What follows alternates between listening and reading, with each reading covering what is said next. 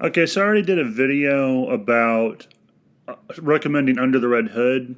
So I thought I would do another one recommending a another Red Hood story that I kind of consider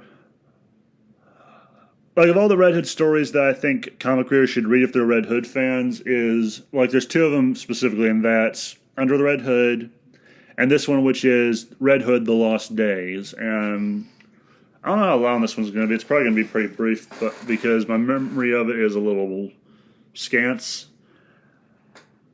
Although I did kind of go back to looking at some of it just to refresh my memory. And for the most part, I recommend this comic wholeheartedly, mainly because it is, well, it's a good read for one. And another thing, just to give you a synopsis of it, it takes place before Under the Red Hood, and you're seeing how Jason Todd goes from the dead Robin to like it follows like after he comes back to life. I mean the chronology in the story is kind of all over the place. Well, not all over the place, but sometimes it flashes forward and back, I believe. And but yeah, you see how it goes from his resurrection to how he gradually becomes angry at Batman and becomes the Red Hood. That's more or less the plot of it. And there are some interesting things that happens in this comic. One is like you see him actually being mentored by different people. They later retcon this in the New 52 to where he was mentored by the All Cast. But originally he was mentored by a bunch of people that Talia al Ghul introduced him to in the criminal underworld. One of them was a Russian or a Chechen.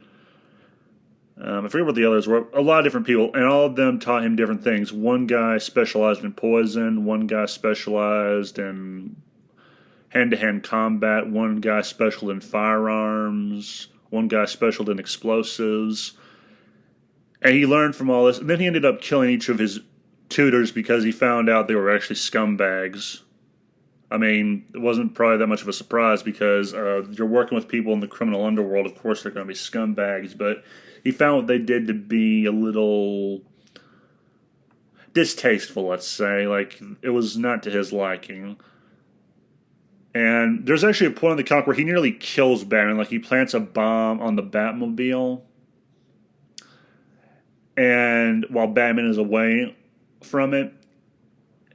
And he is about to press the button and blow it up, but then he realizes if I do this, Batman will never know I did it or why I did it. He'll die oblivious to the truth. At least I think that was his reasoning. And yeah, you just see kind of gradual character development of him and how he gets to where he is before Under the Red Hood takes place. It's by Judd Wittick, who also worked on Under the Red Hood. It's, yeah, a good comic. The art is good. The story is very enthralling, or at least for me it was. If I had to give it a rating, it would be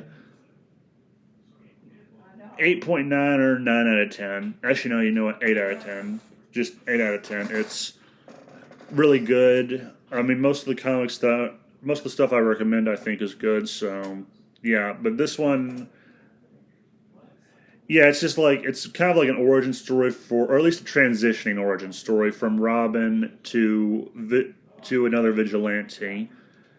That's the main thing about the story I think I should wanted to emphasize. And yeah, you should be seeing some of the clips, some images from the comic. Oh, another good point about this comic is Jason actually had a chance to kill the Joker in this comic. He actually doused him in gasoline, or like poured a lot of it on it, and it was 10 seconds from dropping a lighter on his crazy ass. But then he backed out. I mean, we knew he wasn't. I mean, you kind of knew he wasn't going to kill him, but at the same time, kind of wish he had. And that's more or less my video on it. That is me recommending it, and yeah, just give it a chance. If you don't want to buy it, you can probably find it online for free. And yeah, if you've already read it, let me know what you love about it. My personal favorite is just, Well, I love more or less everything about. My favorite thing is probably seeing him in the black jacket with the red hood. Like, if I ever made a character, that would be how I would dress them. My other favorite part is that scene where he is in a shootout and he's like, "No one here deserves to live but yourself." All right, that's probably one of my favorite lines because he's in a room full of people trying to kill him and they're all scumbags. Anyway, that's the video. If you've read the comic, again, let me know what you think in the comments. If not, read it and then let me know what you think in the comments. And yeah, that's it. Have a nice day. Remember, the game was rigged from the start.